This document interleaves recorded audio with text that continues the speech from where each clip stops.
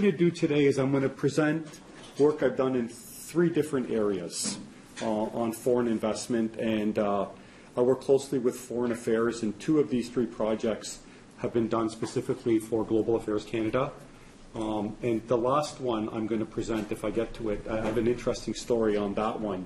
We did that one for foreign affairs when I just want to make sure I just want to, so this is my phone for the time. We did it when Prime Minister, when Stephen Harper was Prime Minister, and they refused to allow us to publish the paper. So it was a paper that looked at the impact on Canada of liberalizing rules around foreign investment. So I was quoted in the Globe and Mail talking about the results of that paper, and we got into a lot of trouble. And the Dean's office was called by Foreign Affairs, says, tell Walid to shut his mouth, not to talk about this, because people started asking through freedom of information requests. And I don't know why, but that paper never made it into the public domain. That was 5 years ago. And only 3 or 4 months ago, we were given approval by this government to go out and publish it. So we're now publishing, and I'll present some of the results on that. But these are 3 different papers. But going back to Canada and 150 years ago, and all of the policies around protective tariffs in order to protect domestic industry, all of the infant industry arguments, I think most people would agree at the time that was exactly the right policy. I would certainly agree that, for the first 70 years of Canada's history, they served their purpose in terms of protectionism to help Canadian industry grow, achieve critical mass, and be globally competitive. Okay? I don't like, and I've been on record extensively, when people say Canadian companies should be protected now. I'm going to make a very strong case that all restrictions on foreign investment in Canada should be lifted, and I've got 2 exceptions. One of them is national security. But people, in Walid's opinion, people that argue for protection for Canadian companies have no faith in Canadian business. When Canadian companies have been exposed to foreign competition, they've done well. And look at industries that are most open to foreign investment, they're among the most competitive globally. And look at industries that are protected, they're not. Okay? And there's one exception to that, which I'll talk about. Did you want to say something? Okay? But we'll have a conversation, I'm sure, later. So you think about, all after World War II, generally the decline in tariffs globally, but within North America, and the deepening of trade relationships between Canada and the U.S. 1965, the Auto Pact, generally a lot of trade between Canada and the U.S. Then there was a lot of what we call Tariff Jumping Fdi. So all of these American and global companies that wanted access to the Canadian market had to invest in Canada in order to get access to the market. That was sort of the big driver of FDI into Canada, tariff jumping, but I'll put 2 more in there as well. The second one would also be to get access to our natural resources, so you have to invest here. And the third, which we don't talk a lot about, but despite Canada's poor innovation performance, the Canadian government is one of the most generous when it comes to subsidizing R&D. So a lot of foreign companies come into Canada to get access to those R&D subsidies. Huge anti-FDI movement in the early 70s. I remember, as a student in Windsor, Ontario, my teacher telling me how the Americans are taking us over, and how every single day, I still remember the number, $500 million a day, he told me, is leaving Canada and going to the U.S. All of this branch plant economy, foreign investment's bad for Canada. And so we saw the FERA and the National Energy Program. And then what happens is globalization explodes. Globalization explodes in the early 70s for lots of reasons, but the 2 major reasons why globalization explodes: one, globally, there's a general decline in restrictions to trade and foreign investment globally. And second, technology. Technology enables companies to do business internationally in a very efficient way. Okay? So we'll look at a bunch of pictures now, but this is the share of the Canadian economy owned or controlled by foreigners. And if you go back to 1965 until today, you can argue it's too high, you can argue it's too low, as you wish, but it's at least stable. It's in that 35-40% range. So there's the idea that the share of the economy that is controlled by foreigners is not true.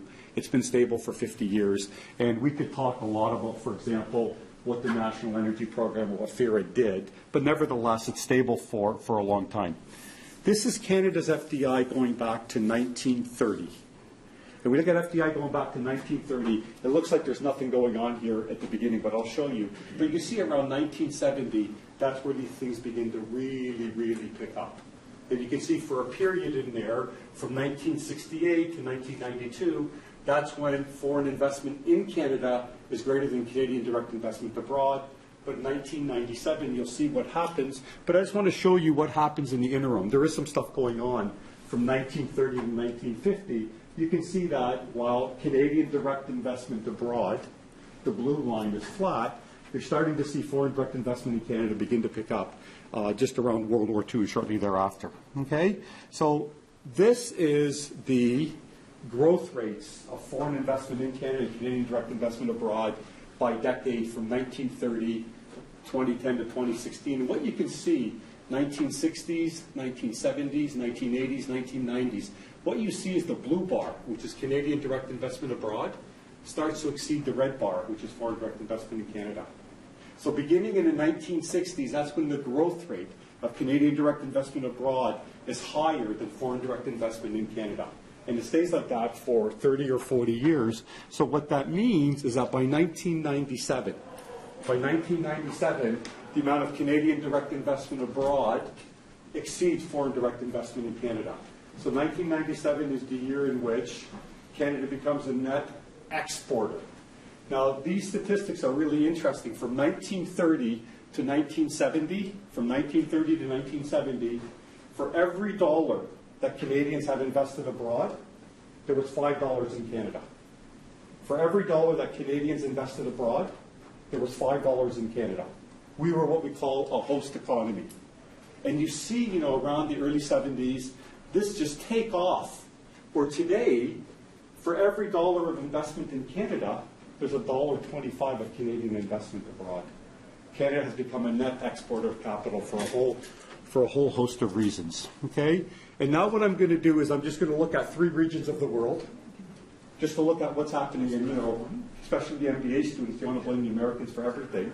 So is this driven by the Americans? And when you look here, you'll see that, again, the blue one is going to be the share of Canadian investment in the U.S. So if you look today, about 50% of Canadian outward investment is in the U.S. And so that's Canadian investment abroad. And then foreign direct investment in Canada, about 50% of all investment in Canada comes from the U.S. But what you can see from the early 80s, from beginning in a period where there's lots of trade integration, particularly leading up to the Canada-U.S. FTA in '89, you can see this falling. So Canada's dependence on the U.S. with respect to FDI is falling. Not in absolute numbers, in shares. In absolute numbers, these are continuing to grow at rapid rates. But in shares, Canada can access the U.S. market increasingly through trade. They don't need FDI anymore because of a reduction in barriers at the border. And then you can see the same picture for Europe. Canada's FDI, inward and outward with Europe as shares, are increasing, and Canada's relationship with Asia is increasing. So what that's saying is that Canada's FDI, inward and outward, continue to grow rapidly. Outward is growing faster than inward. Canada is a net exporter of capital now. And the extent in shares, Canada is becoming less dependent on the U.S. and more dependent on Asia and Europe. And that's sort of a high level. Now, just for fun, I do a lot of work in the Caribbean, and you would be shocked, maybe yes, maybe no, to know that the #1 destination for Canadian outward investment is the United States. Number 2 is the UK. But number 3 is Barbados. And right now there's about 60 or 70 billion dollars Canadian, not in Barbados, but goes through Barbados into the global economy. But when you look at this here, when you look at offshore financial centers, so these are not places where Canadian companies are investing for the purpose of doing business activity there. It's a platform to get into the global economy. And the benefit of using Barbados as well as these other jurisdictions is you're able to bring your profits back to Canada without paying tax. So when RBC or TD does operations globally, they can set up affiliates in these jurisdictions like Barbados, access the global economy, and pull this money back into Canada without paying tax. And we've looked at to say, what impact does this have on Canada? And the following statement, I think, is important. Simply because there's a tax benefit that flows to the corporation doesn't mean it's bad for Canada. In fact, there are lots of benefits that come from these structures. And I think that's why the Canadian government hasn't played with them. But this is just for fun. This looks at how much outward investment there is from Canada relative to GDP. And among the G7 countries, Canada has the highest level of outward FDI relative to GDP. So Italy's at the bottom, and the U.S. is there as well. Let's have a question. What's the largest you think this number could possibly be? So Canada's outward FDI, so if you take our outward FDI divided by our GDP, it's something like 7 or 80%. What do you think the largest this number could possibly be? What do you think? What's the largest? Well, it couldn't be 100. Okay, so next one is so for BVI, that number is 91,000. Okay, because if you look at countries like China, about 20% of it, 18% of investment that goes into China all goes through BVI. So you look at this here, this is where Canada ranks. Sweden is at 75, but you look at these other places, and so that's sort of a separate issue because when you look at Canadian outward investment, 22% of that investment is going through these offshore financial centers and into these other jurisdictions in the rest of the world, which is a big research agenda in and of itself. Okay, so now we're talking about multinationals, and there's a lot of academic work going on to look at what's different about multinationals. And this has been shown to be this is theoretically predicted, but it's also shown to be the case empirically for every country for which data is available. The most productive firms in countries become outward investors. The least productive firms are what we call local firms, and the intermediate level do trade. So when I'm looking at foreign investment, we're looking at the most productive firms in our country. And so the question becomes, when we have foreign companies coming into Canada or Canadian investment going into the global economy, how should they be regulated? Now, I think it's very important at this point here to position this in the context of the conference. Every time I make a comment in the media, I get 50 emails where people tell me, because I argue there should be no protections on foreign investment, short of national security and now one other. And everyone says you don't understand the way business works, the Americans are going to come and swallow us up, and all of that kind of stuff. There's no evidence of that. And furthermore, we should encourage Canadian companies to go global. Because when Canadian companies invest in the global economy, it does not substitute for activity here. It complements activity here. When Bombardier opens facilities in Asia, it doesn't mean there isn't production here. We create more jobs in Canada. And we've got a lot of evidence to show that. So despite the fact that in the first 60 or 70 years of Canada's history, we needed protection to prepare the Canadian economy, to develop the railroads, to create industry in order to be globally competitive, we do not need those kinds of policies today. Protectionist policies were fantastic when we needed them. We don't need them today. And I would argue protectionism is one of the worst public policy issues. The worst public policies. I really believe that. And for those people that support public policy, should go live with Donald Trump. That's a joke. Okay? All right. Okay? So, what are the motivations for foreign investment? What are the motivations for foreign investment? So there's Dunning puts together this paradigm, and there's four sort of big motivations. One is resource seeking, market seeking, efficiency seeking, and strategic asset seeking. And these are all important, and these are important in order for us to test the theories that we're looking at. So here's the big policy question I'm going to ask for the next 5 minutes, and then another one for the subsequent 5 minutes, and then I'll be done. Does expansion abroad by Canadian firms increase their productivity and market share in a way that benefits Canadian workers and the overall Canadian economy? In other words, does Canadian companies increase their global footprint they're better off. That's why they're doing it. But is it better off for the Canadian economy more broadly? The answer is a very strong yes. And I'll show you exactly what I'm looking at right now for this. And then I'm going to flip it and talk about foreign investment coming into Canada. But here, it's Canadian investment going abroad. Okay? So I'm just going to jump forward here and show what I'm doing now. And this is work that we're doing right now with Global Affairs Canada and Industry Canada. I have data on every company in 5 minutes, okay? I have data on every company in Canada. Every company in Canada. And what do? We look to see whether or not companies that do outward investment, how they compare to companies that don't. Okay? And we do something called propensity score matching. So to ensure we're comparing apples to apples, we look at only large companies in the same industry and then say, okay, here are two companies. One is doing outward investment and the other isn't. And how are they different? And what we show is, in terms of employment, real wages, capital intensity, labor productivity, profitability. Companies that do outward investment systematically do better than companies that don't, even comparing apples to apples. So companies that are doing outward investment. But here's the important part. Companies that do outward investment are better companies before, but after doing outward investment, they become even better. Their productivity, their employment, their capital intensity, their R&D intensity is higher before, but even after going abroad, they become better companies. So as Canadian companies increase their global footprint, they become much better companies. The next question I want to ask, so that's that one there on the outward, it's very good for Canada. Now I want to ask the question on inward. There are 3 sectors in Canada that are, for the most part, closed or heavily restricted to foreign investment.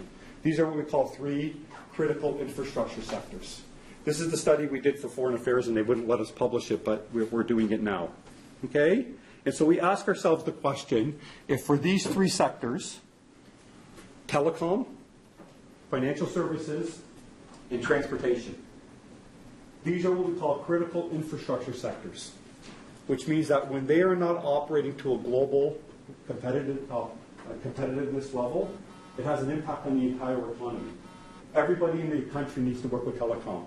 So when telecom isn't globally efficient, the entire economy is hurt. Same for finance, same for transportation. Protection for these industries, I'm going to qualify that in 1 minute. Protection for these industries is harmful to the Canadian economy. Okay? Now, what we do is I just want to go to here. When you look at financial intermediation, you can see the red bar. This is how open Canada is relative to the rest of the world. So inward investment relative to GDP. To argue that somehow you have to be protected, other countries don't do it, and you don't see those countries falling off the map. Canada is heavily restricted when it comes to foreign investment in financial services. You look at telecoms, look at, it's unbelievable. There's Canada there relative to other countries. Canada is very close to foreign investment in telecom. And you look at air transportation. Canada is really restricted. It's not like these industries will argue we need protection for A, B, and C reasons, but the rest of the world is open. Why shouldn't we? So here's the analysis that we did.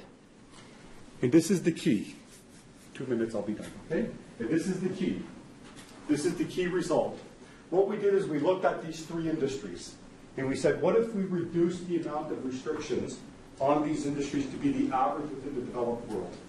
So if we took telecom, banking, air transportation, and reduced the level of restrictions and made it the same as the average within the developed world, what would the impact be on the Canadian economy? And this is what we found. We found if we did it for the entire economy, there would be 137,000 jobs created. There's incomes we could talk about as well and productivity. But for air transport, it would be 10,000 jobs. For banking, it would be 6,000 jobs. And for telecom, it would be 22,000 jobs. So if we lift restrictions on these industries, these are the jobs that would be created as a result. These are the results we presented to the government.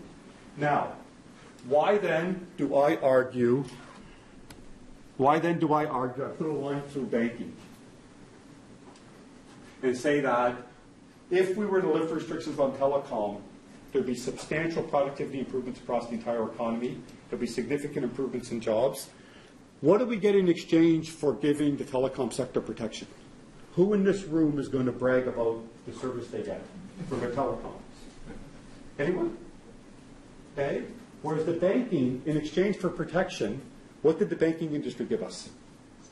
Stability. So that's sort of the quid pro quo, the argument. And so that's why the case can be made very clearly when it comes to air transportation and telecom. Restrictions on foreign investment should be restricted. So going back to the initial comment, I've been on record and I testified on this to say, short of national security, there should be no restrictions on foreign investment. But I would extend that to say within banking, they've been shown to deliver stability to the Canadian economy, so the case can be made for protection there. Did I go over my time? Good. Thank you. Thank you very much.